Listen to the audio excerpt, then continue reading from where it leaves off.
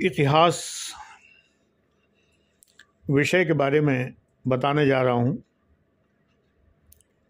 विभिन्न विषयों का इंट्रोडक्शन सीरीज़ है ये P1 बैच के लिए। ये एक पेड लाइफ टाइम बैच है जो कि अब निःशुल्क चैनल पर भी उपलब्ध करा दिया गया है। इसलिए वीडियो देखिए, सब्सक्राइब करिए, लाइक करिए और कमेंट्स में पूछिए जो पूछना हो। कोई ना कोई पेड क्लास ज्वाइन करिए। उसके लिए 9540497415 जो व्हाट्सएप नंबर दिया हुआ है, इस नंबर को प्रयोग करिए, जानकारी करिए।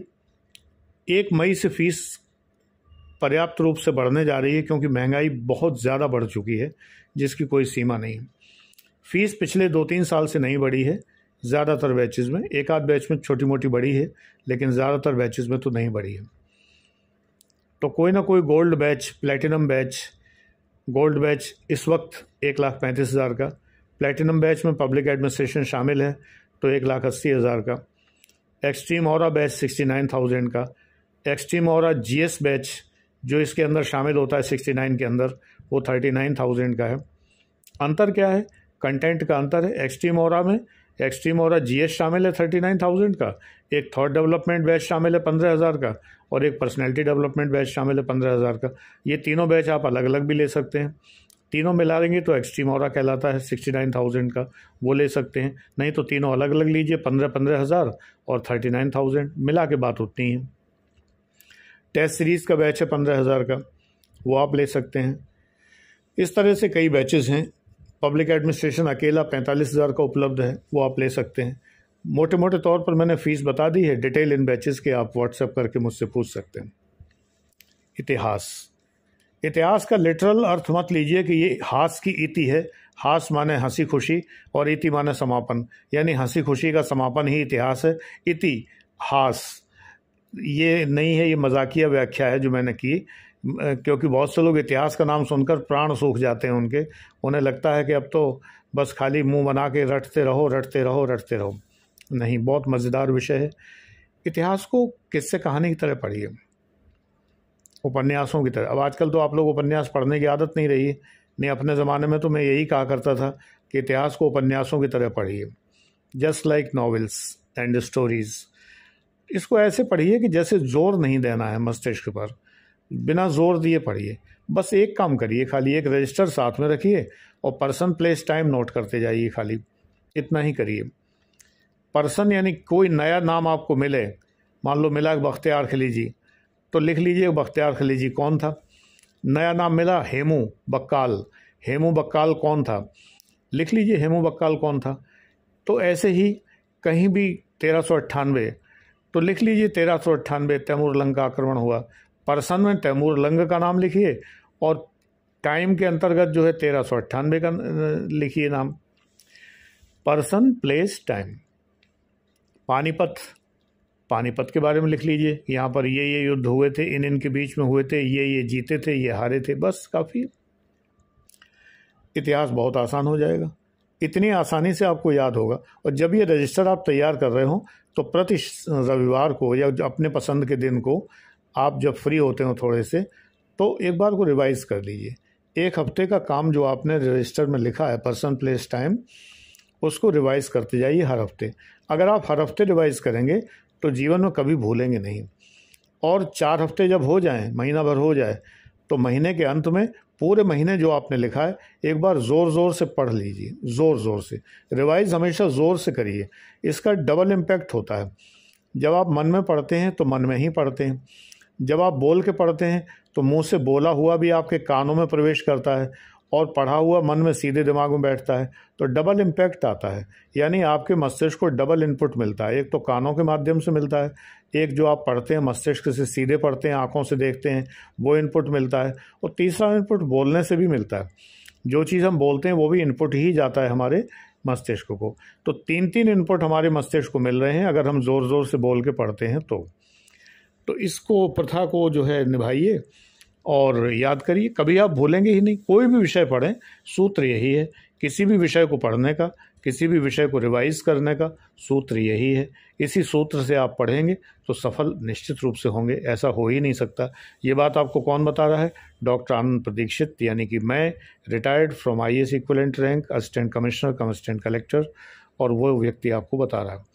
कोई ऐसा वैसा MAE वाला, जो गाजियाबाद में एक शब्द चलता है MAE, तो कोई MAE आपको नहीं बता रहा है जो कभी पास ना हुआ हो और जिसकी एक ही क्वालिफिकेशन हो कि हर बार वो 1 नंबर से फेल हो जाता है। हालांकि 1 नंबर से कोई फेल नहीं होता। 1 नंबर से अगर कोई फेल होता तो IAS ना होता तो IPS तो हो जाता, second choice, third choice IRS तो हो जाता, फोर्थ चॉइस मिलती, फिफ्थ चॉइस मिलती, सिक्स्थ मिलती। भैया 24, 25, 26 तरह की नौकरियां होती हैं, कहीं तो पहुंचते बेचारे, कहीं तो लटकते, है ना। ये तो टपक ही गए बिल्कुल ही। तो इनके नंबर जो हैं, जो पास होने लायक नंबर थे, उससे कम से कम 300 से 400 नंबर कम होते हैं जो लोग फेल होते हैं। तो इतने कम नंबर जिसके होते हैं, वो अपने को शान से जब बताते हैं कि वो बड़े भारी क्वालिफाइड हैं, कि वो हर बार जो है 1 नंबर से रह जाते हैं, तो ये शर्म की बात है, ये गर्व की बात नहीं है उनके लिए। ये बात मैं आपको बार बार बताता हूँ जिससे आप भ्रमित ना हो और ठगे ना जाएं, क्योंकि ये लोग ये कहकर आपको ठगते हैं कि ये बहुत क्वालिफाइड हैं, हर बार 1 नंबर से रह जाते हैं। ये क्वालिफिकेशन नहीं है, ये सुपर शर्म है कि हर बार फेल हो जाते हैं। इनको तो शर्म आनी चाहिए ये बात कहते हुए। हाँ, ये नहीं है कि ये क्वालिफाइड नहीं होंगे, ठीक है, लेकिन ये बात कहें तो ना कम से कम। आपने एग्ज़ाम दिया, आप फेल हो गए, कोई बात नहीं है, ज्ञान आपको हो सकता है, आप अच्छा पढ़ा सकते हैं, तो ये कहिए कि मैं अच्छा टीचर हूँ, दैट्स ऑल। लेकिन मैं हर बार फेल होता हूँ इसलिए मैं अच्छा टीचर हूँ, ये तो शर्म की बात है। एनीवे, तो इतिहास के अंतर्गत लगभग 4 तरह का इतिहास आपको पढ़ना होता है। एंशिएंट, मेडिवल, मॉडर्न, भारत का इतिहास, ये तीनों भारत के इतिहास, और विश्व का इतिहास। विश्व के इतिहास की कोई सीमा नहीं है, लेकिन जो UPSC और PCS, UP PCS के सिलेबस में है, विश्व के इतिहास की कुछ प्रमुख घटनाएं हैं।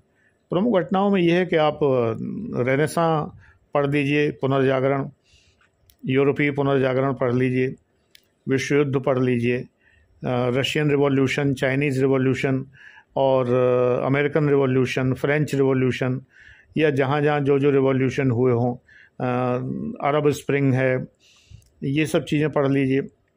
जापान का उत्कर्ष है, जर्मनी का संविधान है, ब्रिटेन का संविधान है जो कि लिखित में नहीं है, उनके बारे में जानकारी करिए।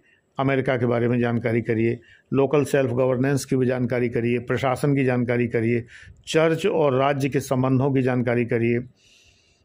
इन सब चीज़ों को पढ़िए। और रशियन रिवॉल्यूशन पढ़िए तो कम्युनिज्म पढ़िए, कार्ल मार्क्स के विषय में पढ़िए, ये सब चीज़ें पढ़िए। Ancient, medieval, modern India. तो जब एंशिएंट पढ़ते हैं तो आपको एक तो प्री हिस्टोरिक टाइम है, यानी इतिहास पूर्व समय, प्रागैतिहासिक काल, वो आपको पढ़ना है, जिसमें कि कश्मीर में बहुत सारे साइट्स हैं, बहुत सारी साइट्स पश्चिम, उत्तर पश्चिम में हैं, उन साइट्स के बारे में जानकारी करिए। बहुत सारे गर्तावास हैं, पिट होम्स हैं, उनकी जानकारी करिए, जो गड्ढे खोद के घर बनाते थे लोग, इस तरह के, उन सब की जानकारी करिए, क्या क्या कहाँ कहाँ मिला है। फिर मोहनजोदड़ो, जिसे आप मोहनजोदड़ो कहते हैं, वो मोहनजोदड़ो नहीं है, मोहनजोदड़ो। मोहन माने मरे हुओं का, जो माने को माने का, मरे हुओं का, दड़ो, दड़ो माने टीला, तो मरे हुओं का टीला, मुर्दों का टीला, मोहनजोदड़ो। तो मोहनजोदड़ो, हड़प्पा, इनकी सभ्यता के बारे में। इसके साथ ही कालीबंगन, कोटदीजी और रोपड़, लोथल वगैरह जो भी साइट्स हैं, इन साइट्स के बारे में पढ़ना है। कहाँ कहाँ क्या विशेष मिला। मोहरें सब जगह मिलती हैं तो कोई बात नहीं, क्या कोई ऐसा स्थान है जहाँ मोहरें नहीं मिली, सीलें नहीं मिली। काली चूड़ियाँ जो हैं एक ही जगह मिली, कालीबंगन, तो वो इम्पोर्टेंट हो गया। देखिए, कोई चीज़ हर जगह मिली अगर, तो वो इम्पोर्टेंट नहीं है, लेकिन हर जगह मिली लेकिन एक जगह नहीं मिली, तो जहाँ नहीं मिली वही जगह इम्पोर्टेंट हो गई। इस तरह से पढ़िए इसको। फिर इसके बाद हम आ जाते हैं सीधे वैदिक काल में, फिर सूत्र काल में, मौर्य काल में, गुप्त काल में, और उसके बाद जो है फिर हर्षवर्धन का काल और राजपूतों का काल, फिर जो है सल्तनत काल, फिर मुग़ल काल और फिर अंग्रेज़ों का काल।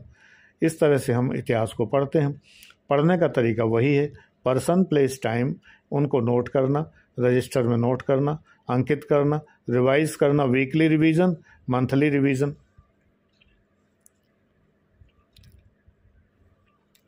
मुख्य बात यह है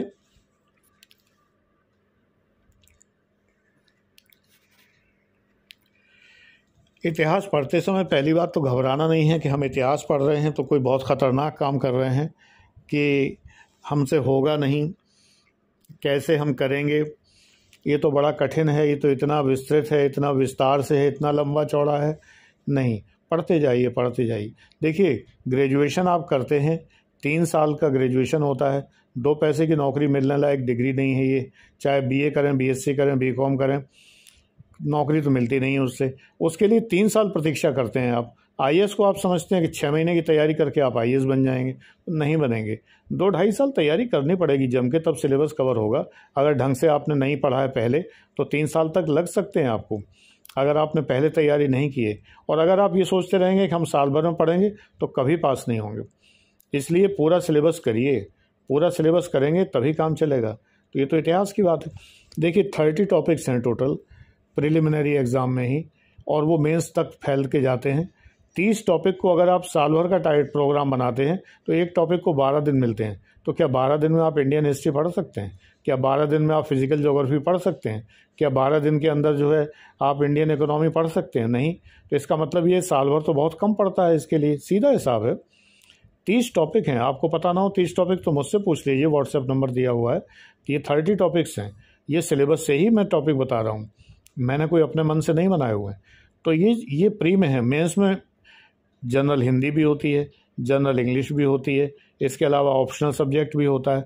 फर्दर कुछ ऐसे टॉपिक होते हैं जो प्री में नहीं होते हैं, वो भी पढ़ने पड़ते हैं। तो 30 टॉपिक के लिए 40 किताबें होना तो मामूली बात है।